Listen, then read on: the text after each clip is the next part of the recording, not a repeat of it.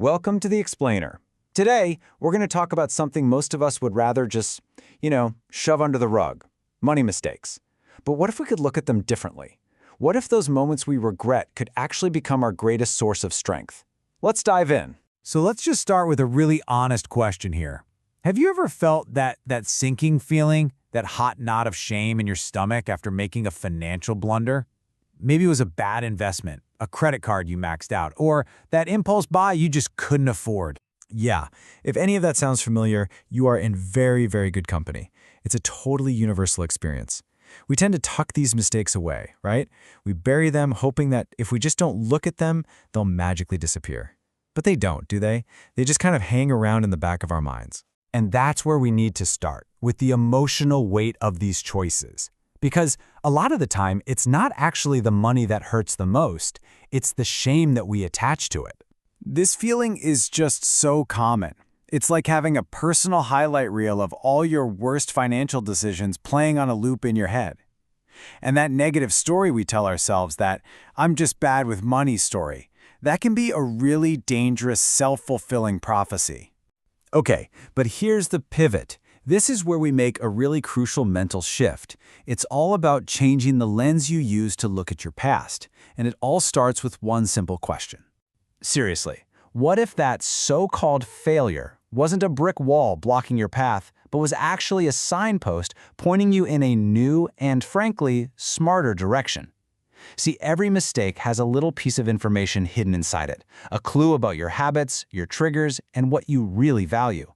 So let's redefine this thing right now. A financial mistake, it is not a final judgment on who you are. Think of it more like tuition for a really important class. Yeah, it can be an expensive lesson for sure, but the wisdom you get from it, that can be absolutely priceless. Now, to make this all feel a bit more real, let's break down 3 super common, sometimes very expensive, and incredibly valuable lessons that so many of us learn the hard way. We're going to look at that classic impulse buy, the trap of putting off savings, and that paralysis that comes from being afraid to invest. Does any of that sound familiar? Oh, the impulse buy. You know the feeling, that rush of excitement when you see something on a huge sale. You tell yourself, "I have to get it now or the deal's gone forever." But then, a few days later, the excitement's gone, the money's gone, and that amazing deal is just, well, it's just another thing gathering dust in a closet. And the sting of that wasted money teaches you a critical skill, the ability to just pause and ask, is this a fleeting want or is it a genuine need? That one little pause right there, that's where financial wisdom is born. All right, next up, this mistake is a lot quieter, but it's often way more costly: putting things off. It's the "I'll start saving next month," or "I'll do it next year after I get that raise." But next month somehow turns into years, and that promise you made to yourself just keeps getting broken. And what's so powerful here is what we're actually losing when we delay. It's not just about compound interest. We're losing time, your single most valuable, non-renewable resource. We lose security, the freedom to make big life choices, and that simple, incredible peace of mind you get from having a safety net. And lesson number 3, the fear of getting it wrong. Maybe you've told yourself, "I need to learn more before I start investing," or "I'll just wait till the market calms down." But this hunt for the perfect moment to start usually just means you never start at all. And the lesson here is just so powerful. Starting small, even if you do it imperfectly, is infinitely better than just waiting on the sidelines forever. Because the real mistake isn't investing at the wrong time, it's the cost of doing nothing, of losing all those years your money could have been working for you. Progress beats perfection every single time. So how do we carry these lessons with us without all the baggage and the shame?